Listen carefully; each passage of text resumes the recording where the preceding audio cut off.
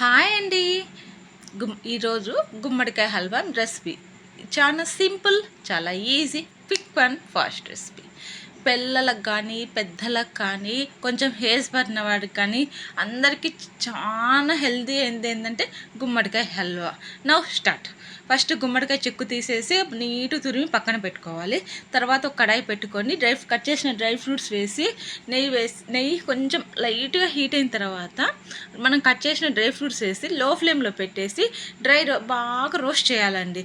Roast చేసి brown colour వచ్చిన తర్వాత పక్కన తీసి పెట్టుకోవాలండి. మళ్ళీ చెప్తున్నా, డ్రై ఫ్రూట్స్ లో ఫ్లేమ్లో వేయకుంటే హల్వా చాలా టేస్టీగా ఉంటుంది. తర్వాత వచ్చేసండి మనం ముందుగానే తురిమి పెట్టుకున్నటువంటి గుమ్మడికాయ తురుమును అదే నేతిలో వేసి బాగా పచ్చి వాసన పోయేంత వరకు బాగా టోస్ట్ చేస్తూ బాగా పచ్చివాసన మొత్తం పోవాలండి. పోయిన తర్వాత అండి మనం ఎంత స్వీట్ ఎక్కువ తినేపాటైతే ఎక్కువ బెల్లం వేసుకోవాలి, తక్కువ స్వీట్ తినేపాటైతే తక్కువ బెల్లం వేసుకోవాలండి.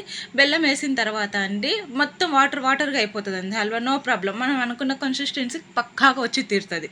తర్వాత అండి మనము బెల్లం వేసినాక బాగా దాన్ని టోస్ట్ చేసి ఒక 5 minutes లో ఫ్లేమ్లో పెట్టామంటే అండి వాటర్ మొత్తం అబ్జర్వేషన్ అయిపోతుందండి. హల్వా మొత్తం పూర్తి అయ్యేసరికి 3 స్పూన్లు లేకుంటే 2 స్పూన్ల నెయ్యి కంపల్సరీ పడుతుందండి. మధ్యలో నెయ్యి వేస్తూ హల్వాని టాస్ చేసుకుంటూ తిప్పుకోవాలండి. సూపర్ హల్వా రెడీ అయిపోతుందండి. తర్వాత కొంచెం ఇలాచీ పొడి కానీ ఇలాచీ పొడి వేసుకొని మనం ముందుగానే ఫ్రై చేసి పెట్టుకున్న డ్రై ఫ్రూట్స్ వేసండి అటు ఇటు తిప్పుకొని బాగా ఒక 5 minutes అవుతానండి పైకి నెయ్యి తేలుతుందండి. నెయ్యి తేలిన తర్వాత మన హల్వా పర్ఫెక్ట్ రెడీ అయిపోతుందండి.